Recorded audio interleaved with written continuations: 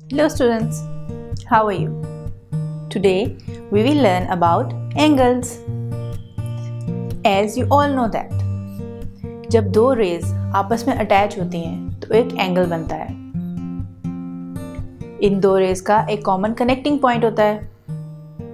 In this picture we have two arms of ray named as ray AB and ray BC,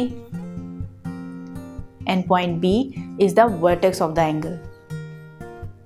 आप इसको angle ABC या angle CBA कह सकते हो।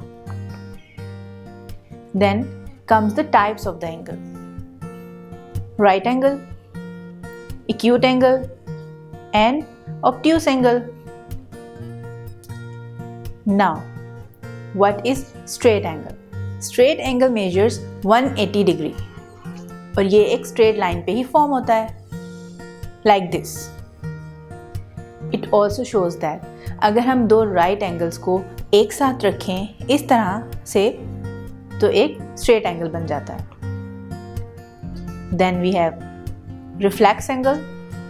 Reflex angle एक ऐसा एंगल है जो 180 डिग्री से बड़ा होता है और 360 डिग्री से कम होता है। Now how can we measure the angle? हम प्रोटेक्टर के ज़रिए से एंगल को मेजर कर सकते हैं, लाइक सी हियर।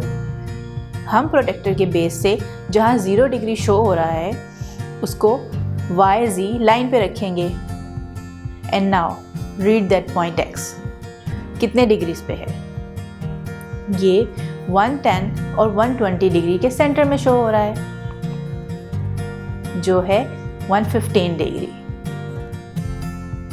अब हम एंगल ड्रॉ कैसे करते हैं? सपोज यहाँ हमने एंगल ड्रॉ करना है विच इज एंगल 62। आप सबसे पहले एक लाइन ड्रॉ करोगे, line PQ, where Q is the vertex. Now protractor line पे इस तरह रखना है बाय मेकिंग श्योर दैट कि प्रोटेक्टर का सेंटर मार्क वर्टेक्स Q पर हो। अब आउटर स्केल पे 62 डिग्री का पॉइंट ढूंढें। ये 60 से 2 लाइंस आगे होगा।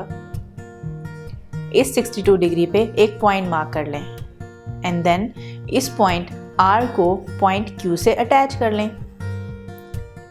This is your angle PQR। Now we will discuss that how to find an unknown angle through angle properties. The first one is complementary angles. अगर कोई दो एंगल्स एक साथ हों और इन दो एंगल्स का टोटल सम 90 हो तो हम कहेंगे कि these are complementary angles. The sum of these angles is 90. तो अगर हमें एक एंगल पता हो तो दूसरा एंगल फाइंड करना बहुत ईजी है by subtraction the known degree from the 90 degrees. Then comes supplementary angles. अगर दो adjacent angles का sum 180 डिग्री हो तो we say them supplementary angles. And similarly, as we did for complementary angles, हम supplementary angles में भी unknown angles find कर सकते हैं अगर किसी एक एंगल का हमें पता हो। अब हमारे पास है angles on a straight line. As I mentioned before कि straight line पे angles का sum 180 होता है। तो अगर हमारे पास यहाँ लाइन्स पे 3 एंगल हैं, angle A, B and C. Angle A is of 45 degree, B is 75 degrees. Then आप एंगल C फाइंड कर सकते हो।